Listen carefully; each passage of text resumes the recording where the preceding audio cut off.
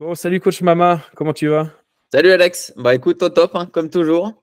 Et Ah bah toi? super. Bah, moi ça va, super. Impatient de reprendre les compétitions d'ici 12-13 jours. Et Ça va arriver très bah, vite. ouais, ça va arriver très vite. Et donc justement, si on se croise aujourd'hui, c'est parce que on va décortiquer la saison 2023 qui s'est terminée pour moi un peu plus tôt que d'habitude, vu que j'ai mis fin à la saison vers août, je pense. La dernière vraie course, c'était 25-26 août, quelque chose comme ça. Et ensuite, on va décortiquer la saison 2024 avec les principaux objectifs. Parce que je vais quitter un petit peu plus les courses EDH pour faire autre chose, mais on va en parler dans quelques instants.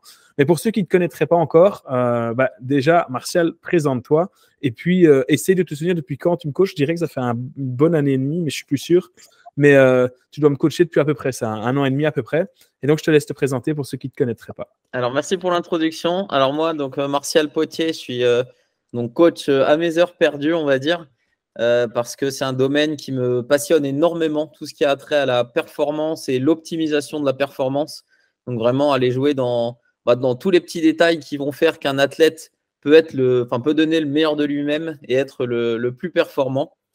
Donc j'ai un métier à côté, je fais ça en dehors, on va dire, mais vraiment j'essaie d'appliquer la plupart de ce que je connais, de ce que je recherche, des différentes discussions que j'ai aussi avec d'autres coachs ou d'autres experts. Donc je l'applique sur moi et en fonction de ce qui marche pas, je le vois si ça peut être proposé aussi à mes athlètes. Et bien sûr, chacun est différent, donc tout programme est individualisé en fonction des capacités de récupération de chacun, du temps de disponibilité de chacun et aussi de ce que chacun aime faire. Et notamment des objectifs de chacun. Donc, Alexandre, je pense que tu en reparleras pour tes objectifs 2024 qui vont un peu changer. Donc, ce qui veut dire un peu adapter aussi le programme qui ne sera pas forcément le même qu'en 2023 pour performer sur ces nouveaux objectifs. Et en termes de date, donc moi, ça fait 2 ans et demi à peu près que je suis coach maintenant, enfin que je coach des gens en performance. Et ça fait depuis juillet 2022, donc tu avais bien raison, ça fait un peu plus d'un an et demi qu'on travaille ensemble.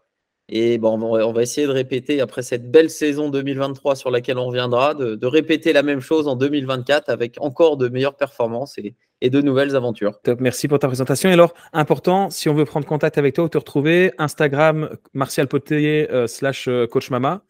Exactement. Donc Instagram, après sur Discord aussi. Donc je suis le responsable du Team Foudre pour ceux qui connaissent l'équipe de e-cycling. Sinon sur Facebook, je suis joignable aussi. Enfin un peu sur tous les réseaux sociaux. Je suis très actif, donc n'hésitez pas à me contacter et je saurai vous répondre. Top, super. Parce que souvent, moi, vous me demandez qui je peux contacter pour un coaching. Souvent, je vous envoie chez Coach Mama parce que vous avez plein de questions. Alors, j'ai des connaissances de base en entraînement, mais je n'ai pas le statut de coach. Donc, forcément, il vaut mieux se tourner vers des spécialistes comme Martial. OK, écoute, on va se lancer dans l'analyse rapide et efficace de cette saison 2023 qui est, avant toute chose, avant de rentrer dans les profondeurs de cette saison, la meilleure saison depuis que j'ai arrêté de courir en junior. Donc, il y avait eu une longue pause après mes années junior 2 où j'avais arrêté le vélo pendant facilement 2-3 ans. Et puis, j'avais repris et c'est la première saison où, enfin, je fais une saison respectable avec 100% de réussite sur les courses auxquelles j'ai pris le départ. Jamais un abandon. Sauf évidemment, on va revenir dessus sur le championnat d'Europe de Gravel. Et peut-être juste pour conclure là-dessus, avant de faire le récap de la saison, je sais qu'avant qu'on travaille ensemble, tu travaillais avec un coach, pas virtuel, mais une application de coaching qui te proposait les programmes. Et effectivement, c'était déjà structuré, mais ce qui manquait, je pense, c'était vraiment la supervision et le fait de pouvoir parler à quelqu'un quand tu as des bonnes jambes, quand tu as des moins bonnes jambes, quand tu réussis un exercice, pourquoi tu fais une séance. Et le fait d'avoir un coach, ça permet vraiment de savoir où on va et de comprendre pourquoi à des moments ça se passe très bien, pourquoi à des moments ça se passe mal, et de ne pas être dans un flou un peu constant où on fait des choses en espérant que ça marche sans savoir vraiment si ça va marcher. Oui, tout à fait. Surtout que je fais partie de la race des profs et on aime bien tout savoir de quand ça va pas et quand ça va. Donc forcément, la discussion est hyper importante.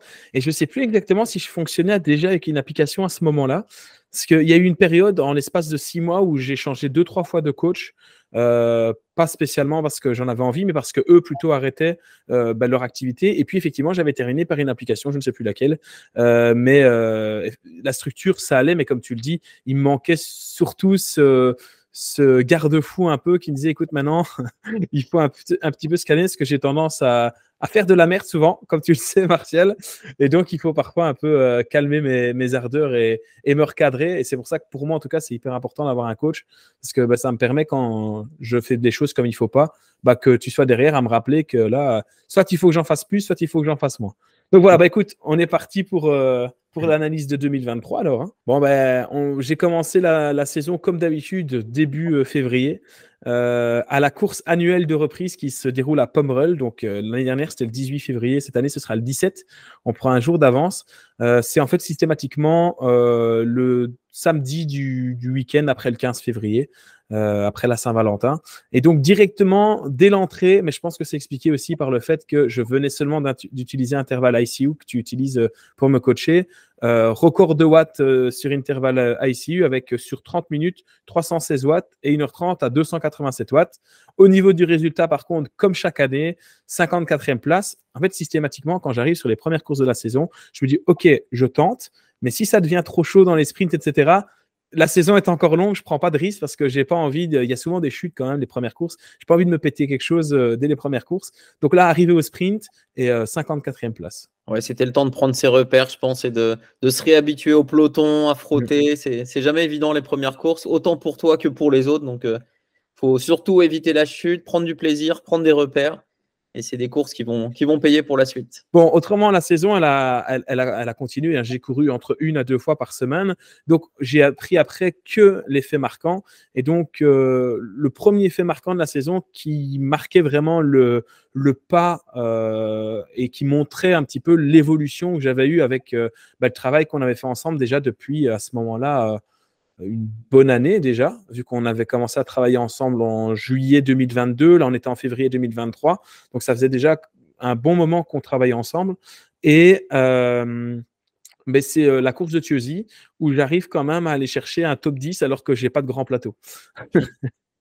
Donc, ce jour-là, j'avais vraiment je ne sais plus comment on appelle ça, le flow, là, tu vois, tu es invincible. Donc, j'avais un peu ce truc d'invincibilité ce jour-là. Et voilà, je ne sais pas comment on peut expliquer ce pic de forme en avril, le 1er avril, petit plateau, je prends quand même un groupe de contre et je vais faire 10e. Ouais, je pense qu'il a bien fonctionné aussi, c'est que les quelques courses d'avant, où tu avais toujours tendance à pousser un peu trop, je t'avais bien dit, OK, l'objectif de ces courses, c'est d'en faire le moins possible, de tenir les roues, tenir le peloton, bien se cacher, bien se mettre à l'abri. Et je pense que ça t'a payé sur cette course parce que tu as pu t'économiser quand il fallait et sortir, prendre le compte quand il fallait aussi. Et au final, les watts n'ont pas été forcément hyper impressionnants sur cette course, même si on a quand même 15 minutes à 330 watts. Mais ça t'a permis de faire un superbe résultat avec un top 10 à la clé. Ouais, c'est clair. Et c'est un de mes meilleurs souvenirs parce que je me souviens encore de certains qui me disaient, mais je les voyais encore me dire, mais qu'est-ce que tu fous là, quoi? Le mec, il a le petit plateau, c'est moi qui prenais les relais en tête de peloton. Et c'était assez drôle. Donc, bonne ambiance sur cette course-là. Bon, après, 7 jours plus tard. Pour la petite histoire, Alex, pour ceux qui se demandent, tu avais quoi combien de dents sur ton petit plateau? J'imagine. Non, c'est un petit plateau qui reste quand même grand parce que je suis en Belgique et les courses sont assez plates. Mais maintenant, j'ai changé parce que entre-temps, j'avais été faire des courses où ça montait un petit peu plus. Donc, j'avais mis un 38. Donc, c'est toujours un 38. Mais je pense que c'était un 42. Donc, un petit plateau de 42. Et ouais, donc c'est. Ouais, voilà. C'était un gros petit plateau. Ça permettait de survivre. Mais lancer un sprint petit plateau, c'était pas simple, quoi. C'était pas simple du tout. Et alors, pour l'anecdote, je pense, c'était pas un problème de batterie, parce que je suis toujours très consciencieux sur le DI2. Je touche encore du bois, mais j'ai jamais oublié de le charger avant d'aller à une course. Mais en fait, j'ai pris un trou pendant la course et le DI2 s'est mis en mode sécurité, ce qui arrive assez souvent. Et donc, plus moyen de revenir sur le grand plateau. Donc, c'était un peu embêtant, mais bon, voilà, ça arrive. Bon, après, on avait une semaine plus tard un challenge que je n'avais pas prévu de faire au début de saison, mais finalement, j'ai été invité par Quentin. Et donc, il m'a proposé d'aller l'aider sur Paris-Roubaix. Et donc là, c'était 150 km. On y allait à la base pour arriver les premiers sur le vélodrome en mode on le fait en mode course. Et il y avait vraiment plein de gars qui faisaient la course. Bon, Quentin n'a pas eu de chance, donc on a dû faire ça ensemble. Mais franchement, en vrai, 5 heures de vélo, 150 km de fun. Et je pense que cette sortie-là, malgré le fun et les efforts, ça a payé pour la suite. Enfin, moi, en tout cas, je l'ai ressenti comme ça. Tu es un des rares à apprécier le Paris-Roubaix, alors continue. J'adore les pavés. Bah, forcément, après, en junior, j'étais… comment? J'ai couru toujours sur les courses à pavés, donc forcément, ben, ça aide, quoi. Bon, ensuite, 15 avril. Avril, c'était chargé quand même. Hein. Ouais. Avril, en avril, championnat de Wallonie EDH, donc c'est équivalent au championnat régional en France. Généralement, en EDH, on a des courses assez plates. C'est impossible qu'on ait une montée. Et là, on se prend une bosse. Je ne sais plus exactement de combien de pourcents. Je ne sais plus combien de dénivelé j'ai à la fin de la course, mais c'est la course de montagne de la saison. Et donc là, bon, dès le premier tour, je bâche. Je m'accroche comme pas possible pour finir dans les délais. Et puis finalement, après 2 heures de course, je fais 273 watts. Mais bon, là, c'est anecdotique. Hein. C'est vraiment. Là, c'était dur. Là. Après, il faut bien mettre ça en relation avec le fait que dehors, pour ceux qui sont habitués à pédaler sur Zwift, dehors, on a plein de moments de coasting. C'est des moments où on ne pédale pas, que ce soit en descente, que ce soit dans les roues du peloton. Donc, c'est toujours plus difficile de faire des grosses moyennes de watts. Donc, c'est pour montrer que 273 watts, ça fait quand même beaucoup sur 2 heures. Et je ne pense pas que beaucoup de monde, parmi les gens qui vont écouter cette vidéo, arrive à faire autant sur 2 heures. Ouais, parce qu'en fait, comme tu dis, c'était vraiment, on avait une bosse, et puis si mes souvenirs sont bons, on tournait à droite, et on avait un vent de côté comme pas possible, et ensuite on redescendait, et à force de rouler, j'ai rattrapé des gars qui étaient dans le groupe et qui ont fini par sauter, et donc, je sais plus quel résultat j'ai fait, mais c'était pas si mauvais que ça, quoi. Et alors, on avait quand même 2 anciens champions du monde Grand Fondo, UCI, qui étaient au départ. Donc, on avait Björn de Decker et on avait, comment il s'appelle l'autre? J'ai oublié, mais on avait 2 anciens champions du monde. Et eux, ils nous ont mis massacre. Moi, mon objectif, c'était pas de prendre un tour. Et objectif réussi. Mais ouais, comme tu dis, et puis les descentes, tu pédales plus, puis tu te reprends une montée. Et moi, surtout que je suis pas très à l'aise dans ce genre de descente. Heureusement, il faisait sec, mais tu arrives à fond là dans les descentes. Je perdais du temps et en descente et en montée, c'était pas ouf, quoi. Ouais, ça. C'était un bon axe de progression. Le fait de bien prendre les roues, bien prendre les virages, bien prendre les descentes. Il y a toujours des petits gains à faire là-dessus pour performer. Ouais, c'est clair, c'est clair. Bon, après, on a eu un bon mois et demi avec toujours des courses, mais un peu dans le creux de la vague. Après, c'est un peu normal, je pense, parce que le mois d'avril avait quand même été assez chargé. Donc, j'ai continué à courir 1 à 2 fois semaine, mais pas de résultats spécialement, enfin, vraiment que des trucs anecdotiques, 15e, 17e. Je crois que j'ai fait quand même quelques 4e places dans le tas, mais je me souviens plus trop. Et puis on arrive au 28 mai, course de Glin, un critérium, un grand carré de 3 km et demi. Et là, nouveau record FTP, 318 watts sur 1 heure. C'est beau. Ça commence à causer là. Ouais, là, ça allait, là, ça commençait à aller. Donc, c'était pas mal. Et quelques jours après, il y a le championnat du Hainaut, de l'échappée du Hainaut, justement. Et je me retrouve contre un Armada, une équipe où ils sont 10 au départ. Et ils roulent pour un gars. Et moi, je suis tout seul parce que je cours en solitaire, je n'ai pas d'équipe. Et ils me font la misère tellement qu'à un moment, ils arrivent à me faire sauter. Et j'arrive quand même à revenir. Et finalement, au sprint, j'arrive à faire 2e. Et donc, premier podium de l'année. Et une 2e place, donc vice-champion du Hainaut. C'est pas mal. Mais j'aurais préféré faire premier. Évidemment, j'aurais eu un beau maillot distinctif pendant 1 an. Là, c'est loupé, mais bon. Je pense qu'avec une équipe autour de toi, elle était pour toi, hein, largement. Mais bon. Ouais, bah, ils m'ont vraiment fait la misère hein, ce jour-là. Mais bon. Et là, encore une fois, c'est un 2e pic de forme quand même, parce que là, je fais 28 mai, 3 juin. Rebelote, je suis très bien, quoi. Comme au début avril. Et on va voir que le pic de forme s'est poursuivi quand même assez longtemps à cette période. Ouais. Mais je me souviens que tu avais envoyé un message en mode là, ton pic de forme tient longtemps. Et ouais. Pourtant, je me souviens pas qu'on est spécialement adapté pour que le pic de forme soit long, ou alors je me souviens plus. On n'a pas spécialement adapté pour que tu aies un pic de forme court, en fait. Okay. On a fait en sorte que tu puisses être performant pendant quasiment toute la saison. Donc, c'est ce qui t'a fait vraiment tenir pendant pas mal de semaines, voire mois, ce pic de forme. Ouais, parce qu'après, le 10 juin, c'est le championnat de Belgique. Et mon objectif, je m'étais dit, je sais comment ça va aller. On va avoir De Decker qui veut le maillot de champion de Belgique et qui va prendre une échappée tout de suite. Et donc, je fais les 3 premières minutes pour être dans l'échappée avec lui, 425 watts, et j'explose. Popcorn complet. Et puis, après avoir voulu prendre l'échappée de ce championnat de Belgique, c'est la bagarre pour rester dans les délais. Finalement, j'arrive dans les délais, donc pas d'abandon, mais cuit de chez cuit après 3 minutes à 425 watts. Quoi. Là, c'était la course fun. Oui, là, je m'étais dit, c'est tout ou rien. Ouais, c'est ça. Je me suis dit, soit je vais dans l'échappée, c'est cool, soit c'est mort. De toute façon, c'était un circuit qui ne me convenait pas des masses. Donc, je me suis dit, bon, quitte à faire quelque chose, autant tenter l'échappée. Là, encore une fois, bon, voilà, c'est un beau résultat. J'ai pas mis de données de watts parce que je crois qu'elles n'étaient pas spécialement impressionnantes. Mais comme tu disais tout à l'heure, en fait, j'ai tendance parfois à en faire trop en course. Et donc, je suis cramé. Alors que les courses où je ne bats pas mes records de watts, finalement, c'est les courses où je fais le meilleur résultat. Donc, il faut vraiment que j'apprenne à courir plus intelligemment.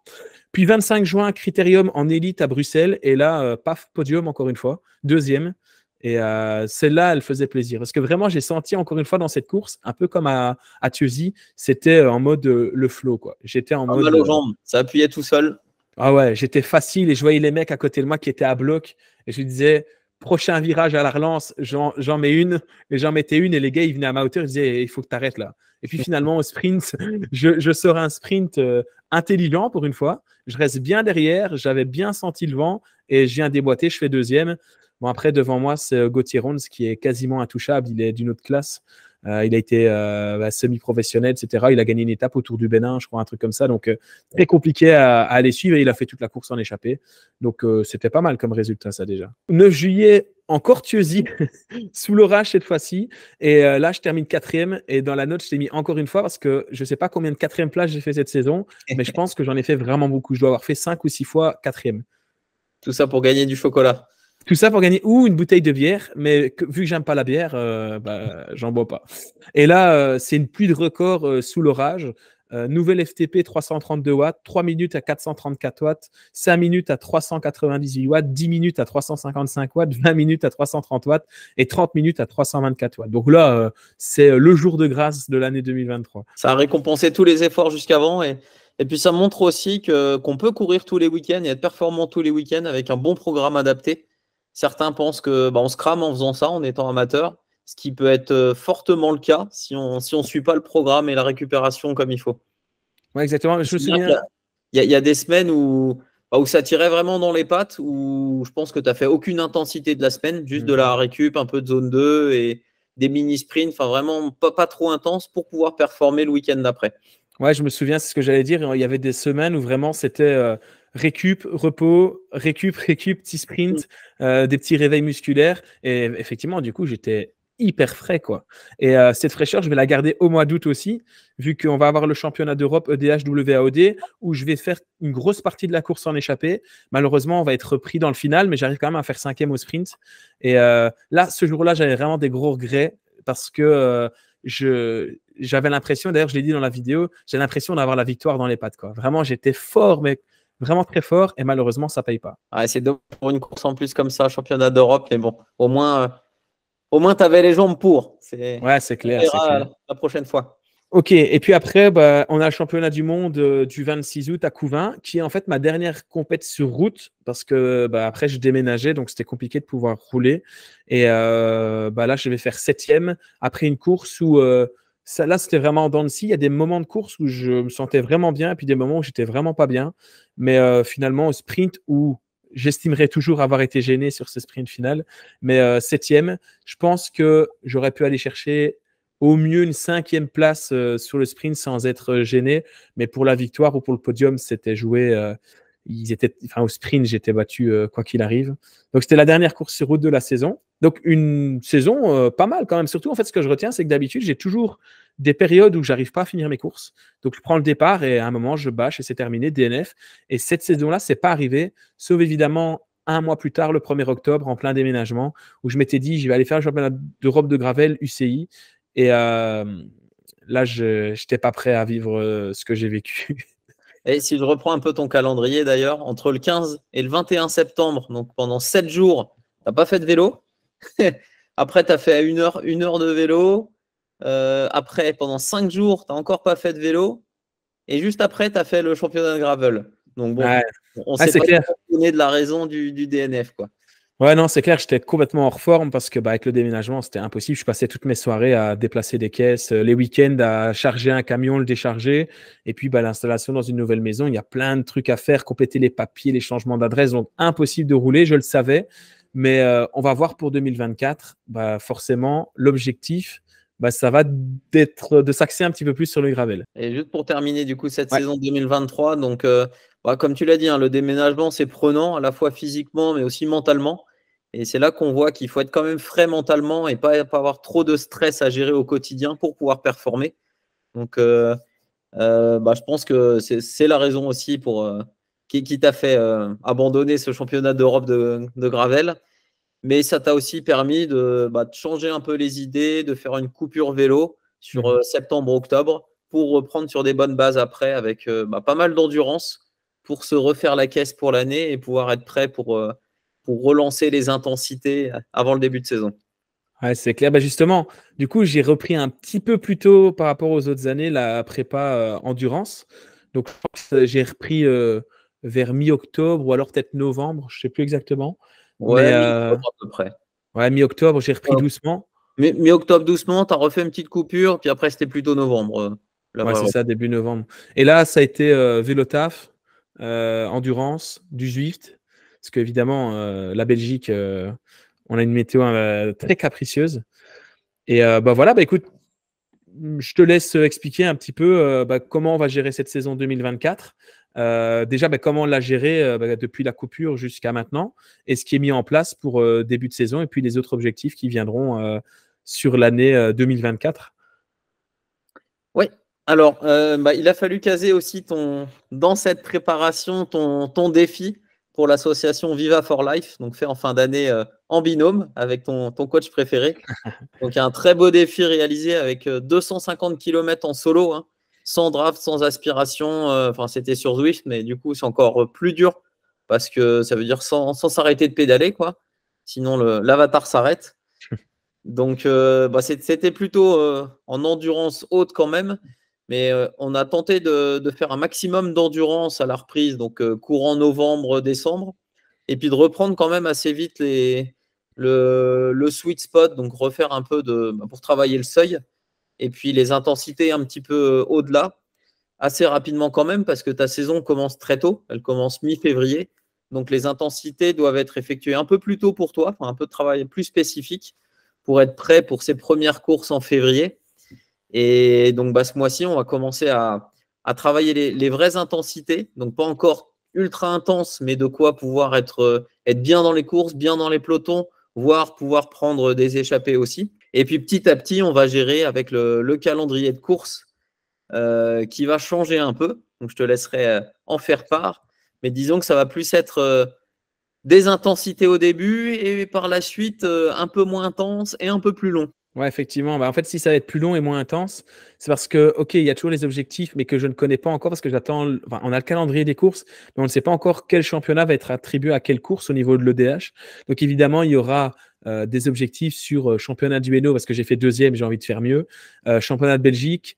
Les autres maillots, je les trouve un peu moins importants parce qu'on est dans une ligue fermée en Belgique, donc être champion du monde de Belgique, c'est un peu particulier, mais si par chance je suis champion du monde de Belgique, je prends, parce que c'est quand même un beau maillot pendant un an. Mais surtout, ce qui va changer cette année par rapport aux autres années, c'est que je vais me tourner aussi vers un peu plus le gravel, parce que les championnats du monde entre Halle et Louvain, et que c'est une discipline que j'aime bien, parce que je la trouve vraiment particulière, vu qu'on est vraiment face à soi-même et on ne peut vraiment pas se protéger, etc. C'est des exercices d'endurance et j'ai l'impression d'être plus performant sur des épreuves comme ça où il faut pousser beaucoup pendant longtemps que des épreuves où il faut pousser parfois pendant 3-4 minutes. PMA, c'est pas trop mon point fort, même si on y travaille pour que ça aille mieux.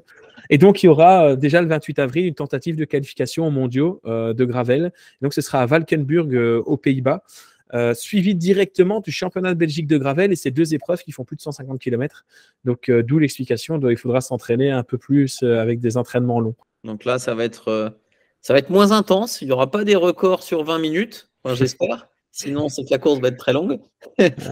Mais effectivement, il va falloir être capable de tenir une bonne puissance quand même assez longtemps et de pouvoir s'économiser encore une fois au maximum quand il y a des pelotons qui se forment dans les roues, quand il y a des descentes, quand il y a du vent de dos, et vraiment pouvoir avoir de la force et de l'énergie là où c'est vraiment utile. Donc quand on veut boucher un trou, quand on veut remonter un groupe, quand on doit se relayer, quand on a vent de face. Donc on va travailler tout ça pour pouvoir tenir et avoir du jus jusqu'à l'arrivée. et aussi pendant toutes les épreuves auxquelles tu vas participer. Donc, une saison où on fait des épreuves comme ça, un peu longue distance, c'est toujours un peu plus intense et un peu plus dur au niveau énergie et niveau mental qu'une saison où on fait que des courses qui durent 2 heures. Ouais, exactement. Bah, surtout que je l'ai remarqué du coup en faisant la course au championnat d'Europe de gravel, c'est que c'est des choses dont j'ai pas l'habitude. C'est hyper facile de s'alimenter, de boire, de manger sur une course sur route. Le faire sur une course de gravel où il y a zéro récup. Et alors, deuxième élément aussi, c'est que moi, dans ma méconnaissance de l'épreuve, j'avais repéré le circuit, tout ça, mais je veux dire, dans la méconnaissance de la façon dont on court ce genre d'épreuve, moi, je suis parti en mode, c'est comme sur route, donc je suis les plus rapides et je vais au bout, quoi.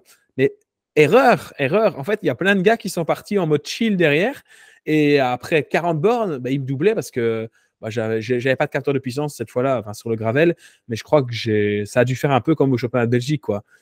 Le record sur 3 minutes et puis après popcorn et j'ai pris une fringale monumentale parce que sur 56 km, j'ai rien mangé, quoi. Et donc, j'étais vraiment à court, mal de tête, déshydraté, enfin la totale. Donc ça, il va falloir que j'apprenne à m'alimenter justement dans ces fameux, comme tu dis, chemins, pavés et tout ça, quoi. Ouais, je dirais même que sur une course de 2 heures, c'est pas forcément important. On peut même y aller, je pense, sans bidon et sans gel. Ça peut passer. Par contre, sur une course de 5 heures, c'est sûr et certain que c'est fringale, hein. Avec Ouais, c'est clair. l'intensité qu'on va mettre, ça passe pas, que ce soit pour l'eau, pour l'alimentation. C'est vraiment une bonne gestion à avoir.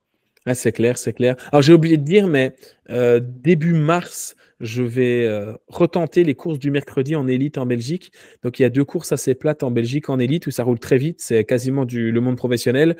Mais bon, mercredi après-midi, j'ai du temps. Donc, je vais y aller pour le fun en mode, si ça passe, ça fera du rythme. Si ça passe pas, je rentrerai plutôt à la maison. Et alors, après le 11 mai, il y a la Ardennes Race. Donc ça, c'est une course dans les Ardennes, enfin dans l'Ardenne belge et les Ardennes françaises. 165 km, presque 3000 mètres de D+. Et ce sera hyper important, je pense, de faire ça parce que derrière, le 7 juillet, j'ai ma première participation à l'étape du Tour que je ne connais pas, mais qui me stresse déjà alors que c'est dans 5 mois, quoi. En plus, cette année, l'étape du Tour est vraiment difficile. Ça va faire que monter, descendre et arriver au sommet comme d'habitude. Donc, il y a 138 km et 4600 mètres de dénivelé.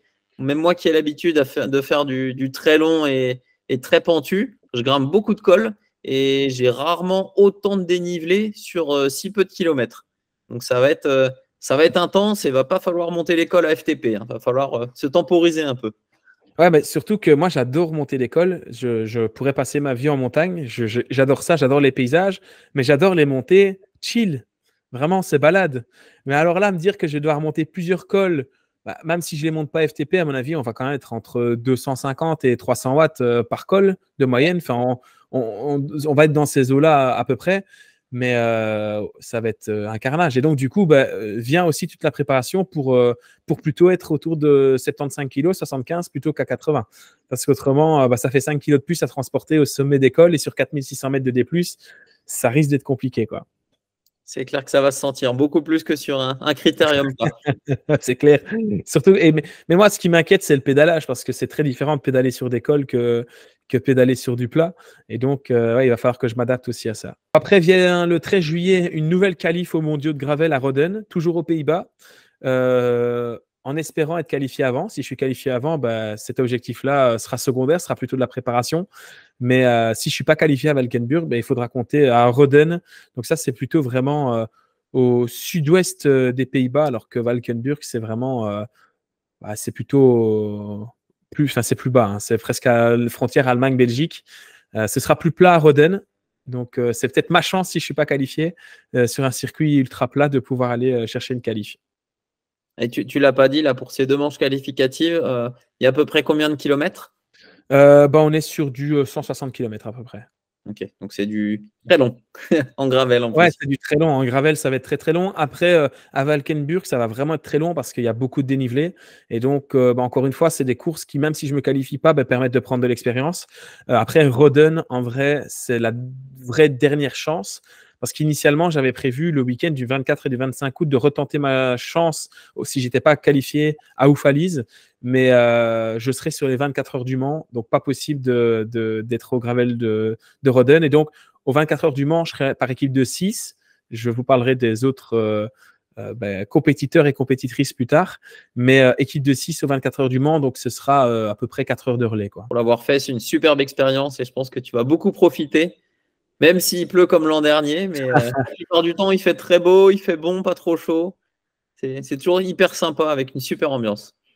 Écoute, je vais découvrir ça. J'avais déjà fait des courses longue distance comme ça, mais pas un 24 heures. Donc, voilà, on verra. Et puis, pour terminer la saison, 5 et 6 octobre, championnat du monde de gravel à Halle-Louvain. Mais bon, pour que cet objectif existe, il faudra se qualifier sur les manches qualificatives précédentes. Et là, encore une fois, je pense que ce sera dans ma catégorie 160 km et ce sera en ligne. Donc, on part de la ville de Halle qui se situe au sud-ouest de Bruxelles et on arrivera à Louvain qui est 150 km plus loin, plutôt à l'est. C'est dans le Brabant flamand, mais c'est vraiment proche du Brabant wallon et de la province de Liège. Donc, on va vraiment traverser la Belgique, une partie de la Belgique, d'ouest en est. Et j'espère que ce jour-là, on aura un vent qui viendra d'ouest-est. Ça pourra faire mes affaires. C'est clair. Donc voilà, et puis forcément, en cours de saison, il y a encore des objectifs à définir. Championnat de Belgique, championnat de Géno, championnat du monde. Mais les dates sont encore à définir, mais ça fait ça fait tout de même une saison très, très chargée. On parle souvent de 3 objectifs annuels, 3 gros objectifs. Là, on est à 1, 2, 3, 4, 5, 6, 7, 8, 11 si on rajoute toutes les compétitions de l'EDH qui vont venir s'ajouter. Ça fait beaucoup. Donc, comment on va pouvoir gérer ça, coach? Il va falloir gérer la récup. Je sais que c'est pas ce que tu préfères, mais là, ça va être nécessaire. Mais peut-être juste, effectivement, ça fait beaucoup d'objectifs.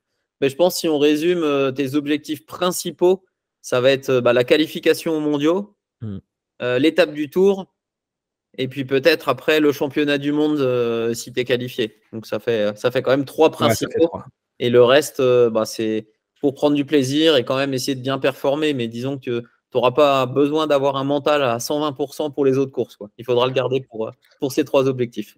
Ouais, c'est clair, parce que pour moi, le Ardennes Race, même si je l'ai mis en objectif, c'est clairement une course de préparation en vue de l'étape du Tour. C'est un peu plus long en distance, il y a 1500 mètres de dénivelé en moins, mais ça me permet déjà d'aller chercher des bosses, même si ça n'a rien de comparable, parce que entre des cols qui vont faire 12, 13, 14 km et des petits cols qui vont faire 3-4 km, mais ça permettra déjà de faire une étape entre les deux, quoi. Donc, c'est plutôt une course de préparation en réalité qu'un vrai objectif où il faut performer. Bon, j'espère que ça plaît à tes abonnés, en tout cas. J'espère. Ambitieux et qui change un peu. Il va y avoir du long cette année.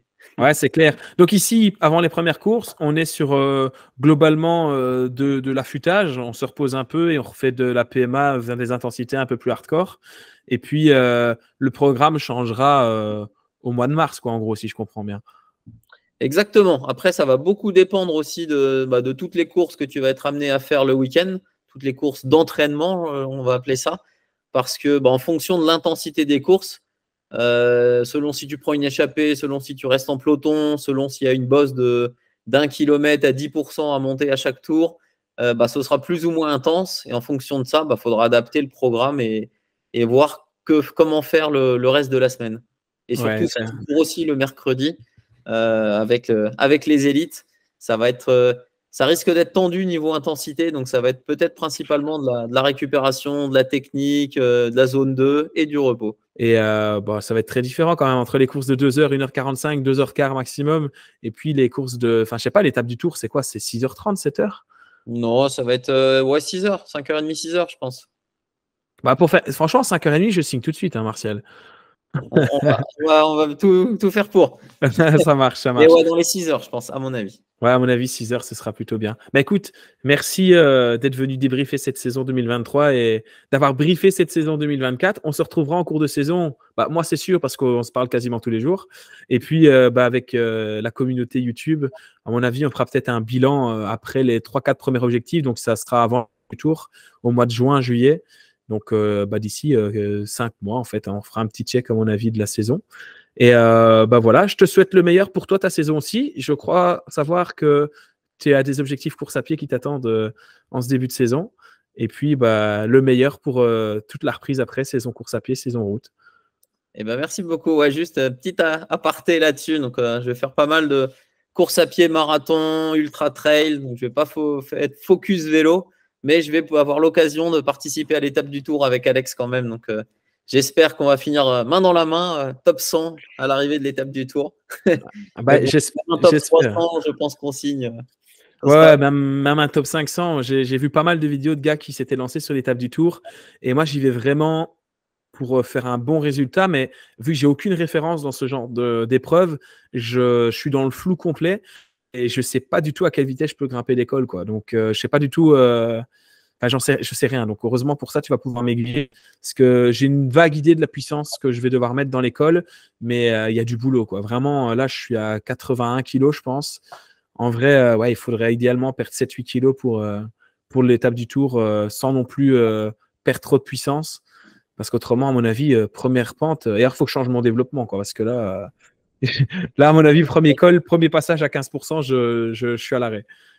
Ouais, on va estimer ça courant juin, juillet pour voir la puissance optimale, mais ce sera entre tempo et sweet spot normalement.